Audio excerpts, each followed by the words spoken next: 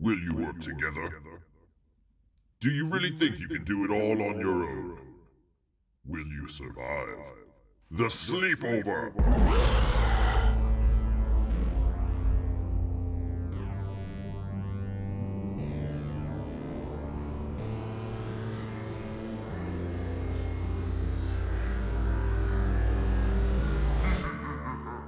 I've been in the tabletop gaming pretty much all of my life. Board games, I guess childhood Monopoly, the generic stuff, Candyland, the Game of Life, so that type of stuff. And then we started getting into the more themed games and heavier games later on, probably in the past 8 years. We basically decided that we wanted to get together once a week and play some board games every now and then, and we decided it was time for us to come up with our own idea.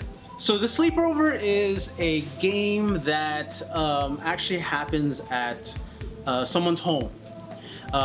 You are trying to turn on a generator and run away from the boogeyman, which just appeared at your house at the same time. It's more based off like a 80s, early 90s horror retro kind of feel. A little bit of the Stranger Things vibe, a little darker, but just along the lines of a vaporwave kind of cinematic, VHS feel. The aesthetic for the Sleepover was very heavily imbued by my upbringing. I grew up through the 80s, and it was a highly impactful time in my life. And at the time, it was amazing. We had all this technology coming in. It was when all the new cool toys were being brought to light. There's a lot of IPs that are popular these days that were, brought into existence at that time. Yeah. So, considering the background of the game and the lore of the game and where the story is derived from, it was very easy for me to take that and adapt an aesthetic to it. It just stuck. His art was very unique, and him being a fan of horror and being an 80s kid like myself, we just hit it off. And from there, the look and feel developed from there.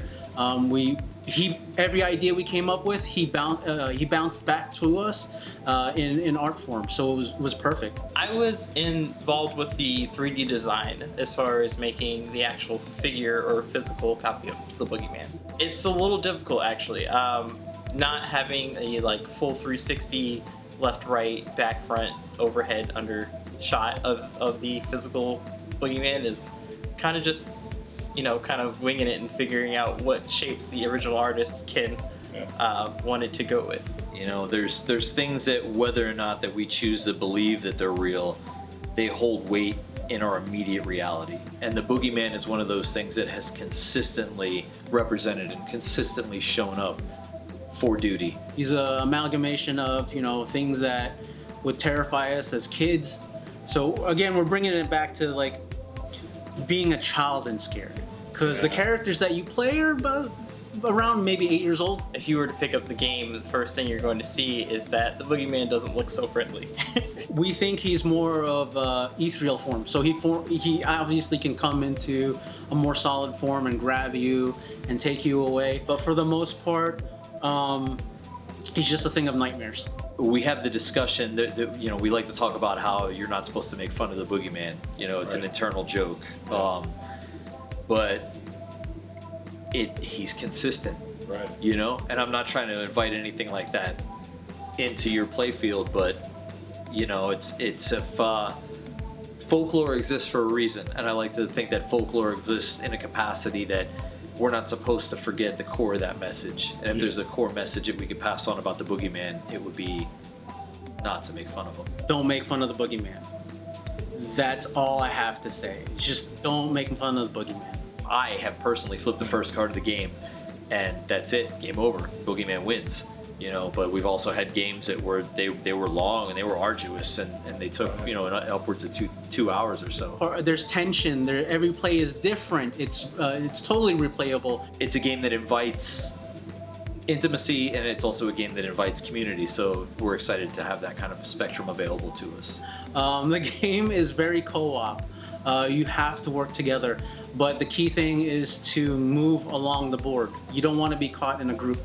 It's a team building exercise in disguise, because while you can gallivant about, on your onesie and just do your own thing, the purpose of the game is to come together and defeat the boogeyman.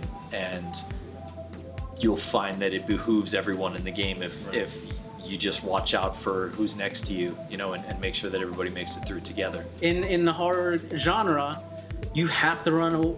It's better to stay in large groups because it's easier for the killer to pick you off if you're separated. Right. And in this instance, it's easier for him to pick you off if you're in a large group compared to being by yourself. There's just something about this game that I'm proud of, and I'm okay with saying that I'm proud of it, because the end result is just this amalgamation of all the hours that we all put in, the love that we all put in, the effort that we all put in. Creating a board game takes a lot of time and it requires a lot of patience. There's a lot of little things that you don't think about when you're playing board games versus actually creating something from scratch. We had an opportunity a few years ago to enter the Hasbro contest, and through that, we developed the game even further. We had so much fun putting it together that we wanted to complete it. This is a thing of love. This is a thing of the best parts of us that we want to bring to fruition, and we want to bring together in a creative style and give back a little bit, to the artistic community. So the individuals at Kickstarter that support this they're becoming a part of it. The best way you can support us is to support the Kickstarter. It should be launching very soon. We'll actually have an exclusive item by our 3D artist, Daniel Wright. He rendered and sculpted a boogeyman that actually glows in the dark. So this glow in the dark edition is only available for the Kickstarter. There are 2 t-shirts that we're looking at. One of them will glow in the dark as well. We have digital content that's being supplied by Ken. One of them being a soundtrack. And the wallpaper. We also have a poster that he created for the particular game. We also have some bonus cards. So this is going to be included with this Kickstarter, and then after that, the bonus cards you have to buy separately. So we're trying to make it a better value for you when you get into Kickstarter, because after that, a lot of this stuff will be sold separately.